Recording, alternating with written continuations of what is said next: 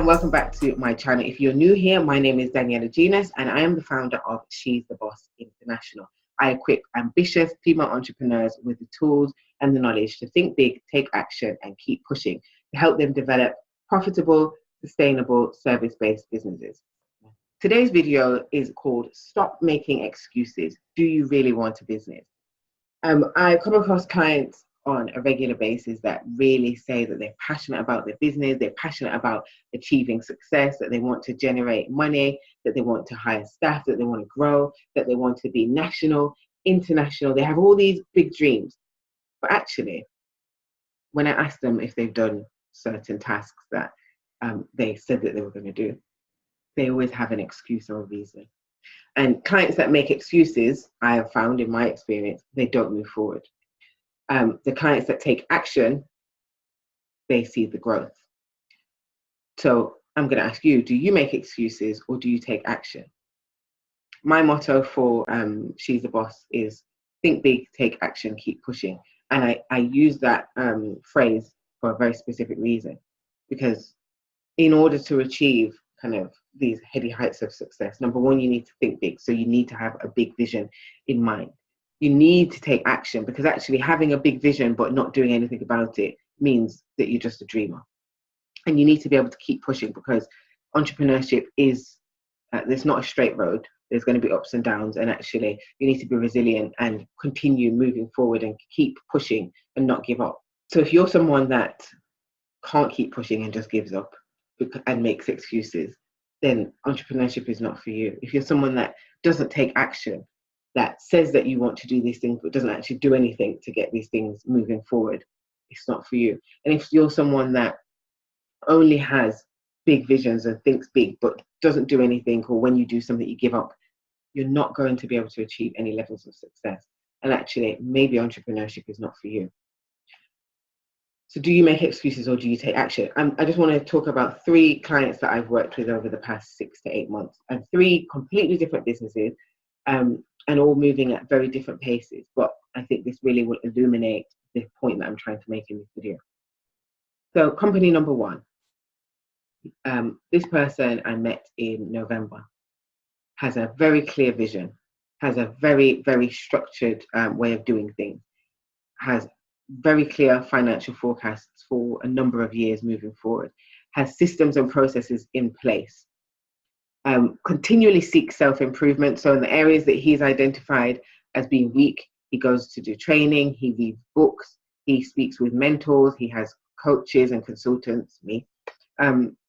He's always trying to better himself and consistently says that there's still a way to go, even though his business is seeing phenomenal growth.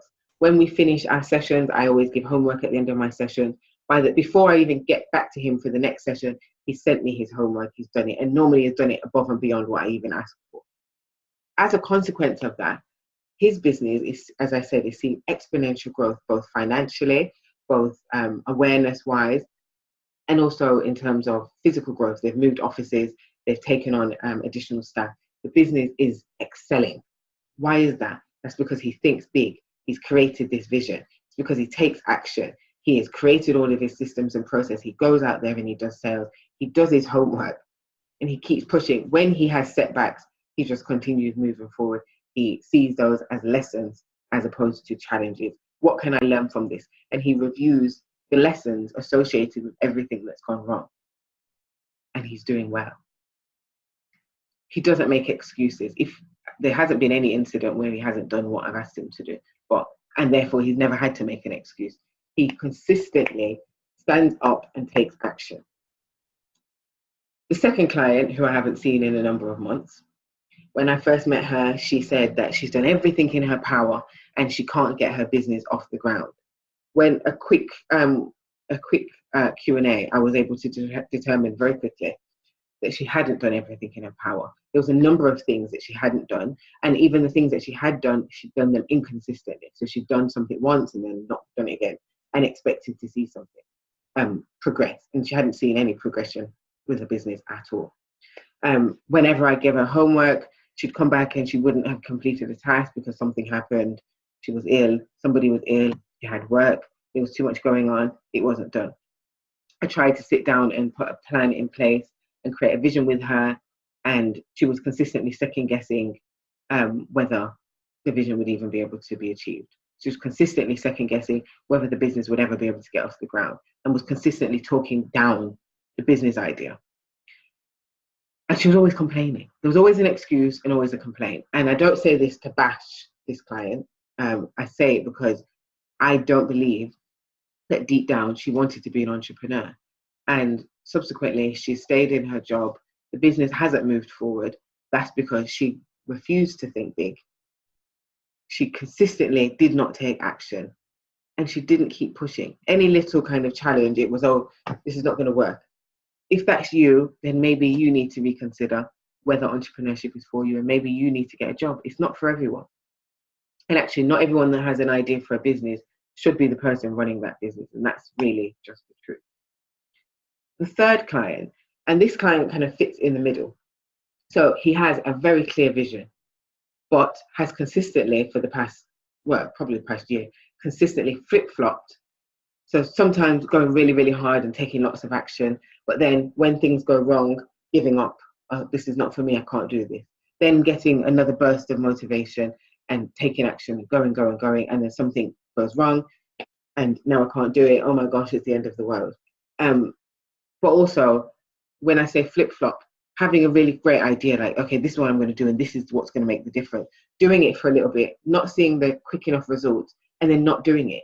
Not giving things time to penetrate, just jumping from one thing to the next and expecting a result without any sort of consistency. Does homework sometimes, but other pieces of homework don't get done. And as a consequence, although the business is still going and there are some improvements, not necessarily making the same kind of leaps as the first business that I spoke of. Doing way better than the second business, but not as good as the first. So which one of those are you? Are you someone that sits at home and says, I really want to start a business, but not doing anything about it? Are you already in business and really want to grow the business, but again, not doing the things consistently or jumping from one thing to the next? Where do you fit? Write in the comments, let me know, where do you fit in that? And where do you want to fit? Because everybody should want to be business number one. But right now, are you business number 2 or business number 3? If you're not business number 1, I would hope that you're more business number 3 than business number 2. But if you are business number 2, maybe it's not for you. If you wish to win at business, you have to do what needs to be done. And if you're not willing to do what needs to be done, then it's just not for you, and call it quits.